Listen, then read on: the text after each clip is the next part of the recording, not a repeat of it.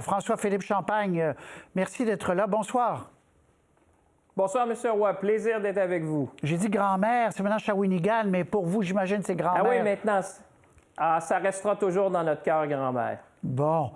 M. Champagne, parlons des tarifs des États-Unis avant de parler de la course libérale.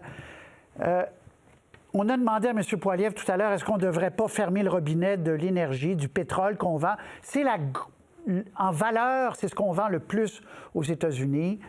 Est-ce que ce serait un moyen, d'après vous, efficace pour répliquer, de dire on va fermer le robinet du pétrole? Moi, je pense que la tactique, vous savez, M. Trudeau, c'est un fin négociateur. Ce que moi, j'ai appris, vous savez, j'étais pendant une partie du mandat de M. Trump, dans la première version, j'étais ministre des Affaires étrangères. Ce que M. Trump comprend bien, c'est les rapports de force. Il faut comprendre qu'il aime ça. Moi, j'ai toujours fait du judo avec ça en disant, mais pourquoi on ne fait pas plus ensemble? Parce que les Américains achètent du Canada ce qu'ils ont besoin.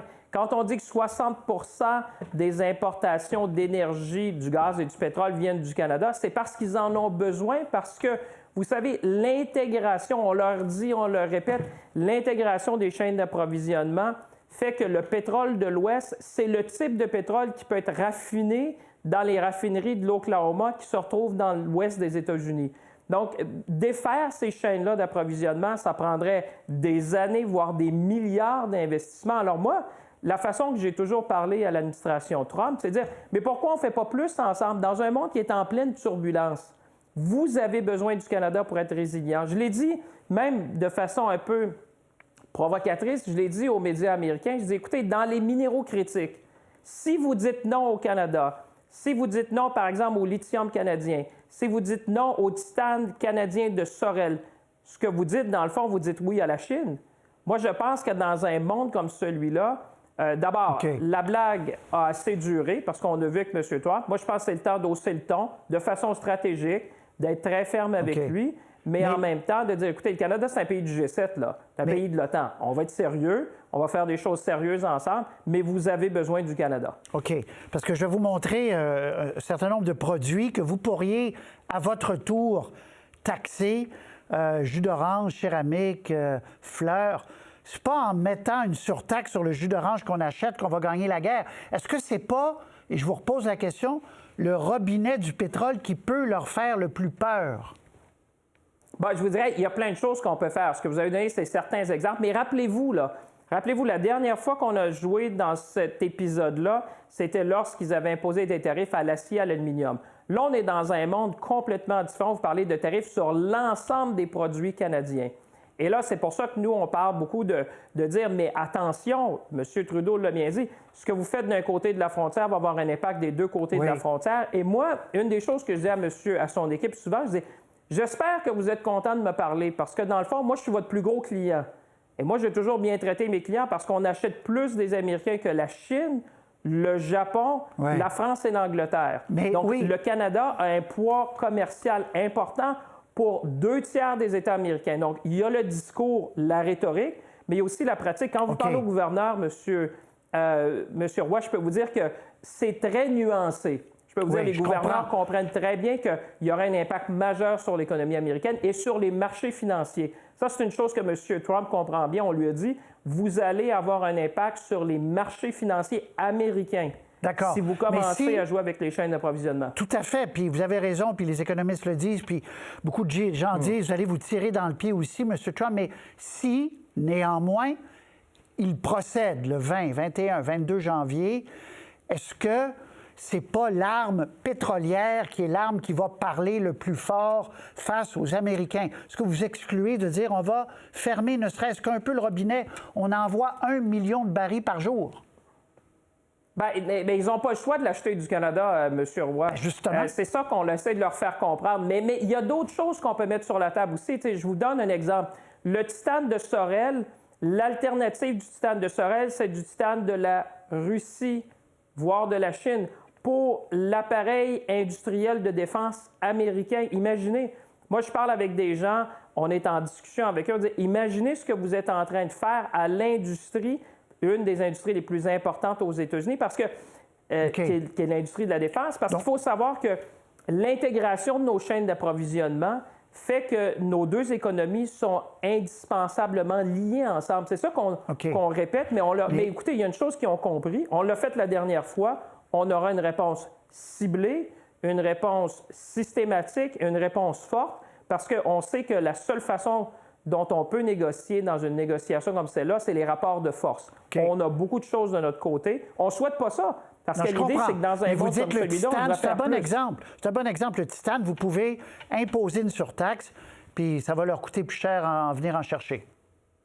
Mais c'est aussi, c'est quoi l'alternative? Moi, comme je l'ai dit, dans certains produits, si vous dites non, là, je vous dis aux clients américains, si vous dites non au Canada, d'une façon indirecte, vous allez dire oui à la Chine, parce que si vous ne le prenez pas du Canada, ces minéraux critiques-là, dont bon nombre sont au Québec, vous allez avoir un enjeu. Et là-dessus, moi, je pense que ça résonne avec les milieux d'affaires. On a toujours parlé de sécurité, chaîne d'approvisionnement et aussi un agenda de croissance, parce que dans un monde en pleine turbulence, la dernière chose que les consommateurs américains ont besoin, c'est d'avoir une surtaxe sur les produits qu'ils amènent du Canada. 25 de surtaxe, est-ce que vous aimez les chiffres? Est-ce qu'on connaît un peu mieux les effets que ça aurait sur le PIB canadien? Il y a une étude de l'Université de Calgary qui parle de 2,4 de baisse du PIB canadien. C'est gigantesque. C'est une récession. Centaines de milliers d'emplois perdus. Est-ce que vous avez des chiffres en tête sur l'impact de ces tarifs-là? Ben oui, c'est du jamais vu, M. Roy, parce que il y a une chose qu'on ne peut pas défaire. Moi, souvent, comme je dis, il y a la rhétorique et la pratique, ces chaînes d'approvisionnement-là. Prenez dans l'automobile, pour prendre des exemples concrets.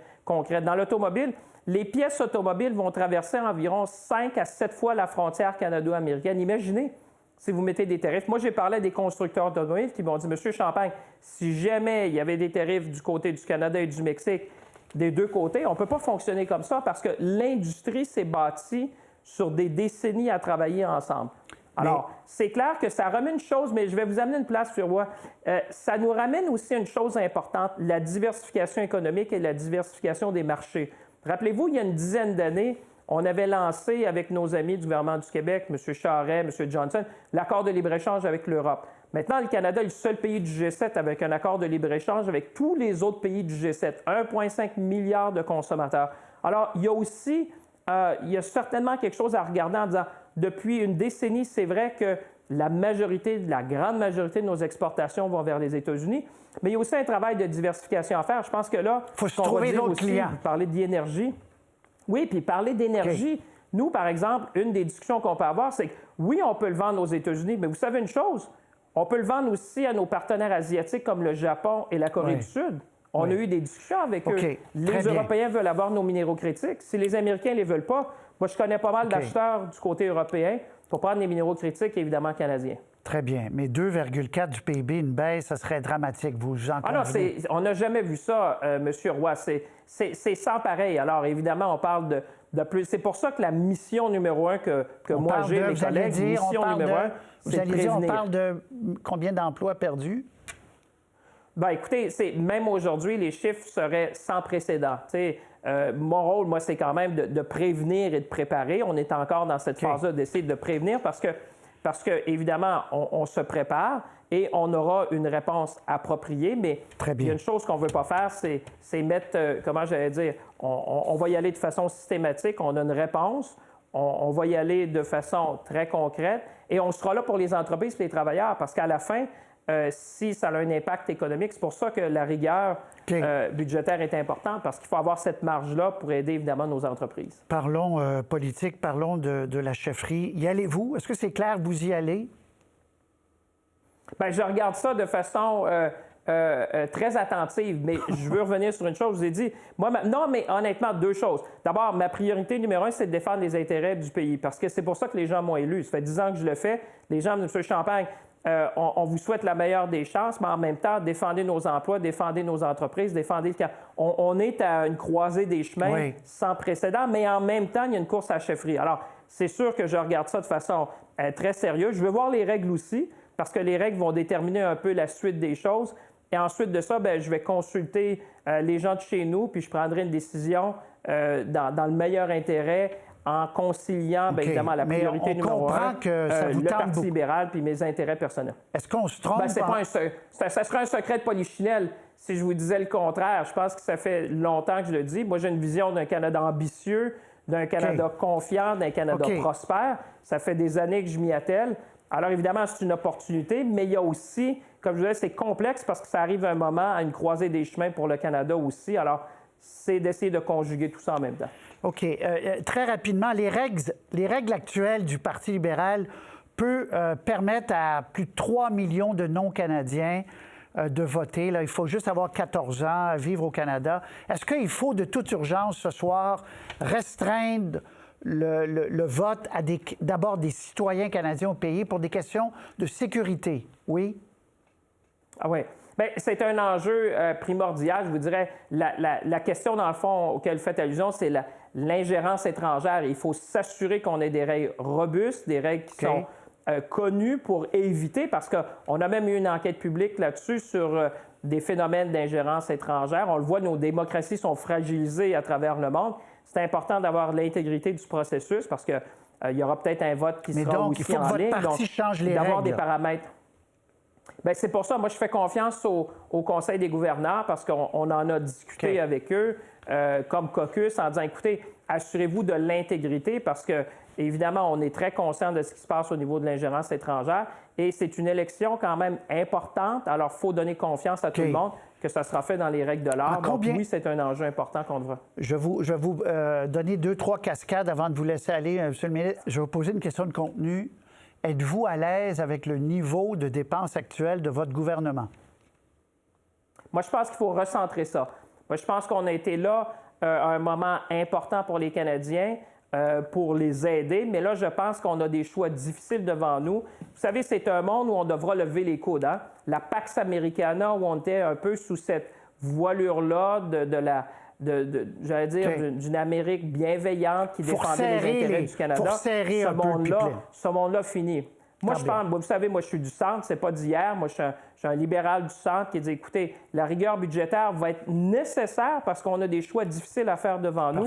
Parler seulement, par exemple, en matière de défense. Puis, vous savez, les gens sont attachés au service. Je pense qu'on est arrivé à la limite de la taxation. Alors là, c'est une question de croissance. Comment on fait croître l'économie canadienne, comment on attire des investissements. François-Philippe Champagne, en terminant, là, c'est la toute dernière. M. Charest avait fermé la porte 3 fois au PLQ avant de finalement dire oui. Est-ce que vous avez fermé pour de bon la porte pour le leadership au PLQ? Écoutez, moi, j'ai été très clair. La porte est fermée. Vous savez, vous ne trouvez pas que j'ai assez de choses à faire de ce temps-ci? Non, il y a les tarifs américains, il y a une course, mais il y a une course à Ottawa. Puis je suis quand même, tu sais, je le prends beaucoup avec humilité. Les gens, c'est vrai que les gens m'ont appelé, m'ont dit, écoutez, vous pourriez faire ça aussi, mais je dis, moi, ma façon de défendre les intérêts du Québec, ça a été d'être à Ottawa. Et je peux vous dire, je vous remercie, puis je remercie la confiance des gens. On peut se faire une idée d'un Québec fort. Moi, je l'ai en matière sociale, économique, internationale, mais à un moment donné, M. Roy, c'est comme vous, il faut choisir. On ne peut pas tout faire, il y a juste 24 heures dans une journée. On essaie des fois. Merci beaucoup, M. le ministre. Adieu, j'ai beaucoup débordé. Je suis désolé, tout le monde. Merci. Merci beaucoup. À la prochaine. C'est un grand plaisir. À très bientôt. Au revoir.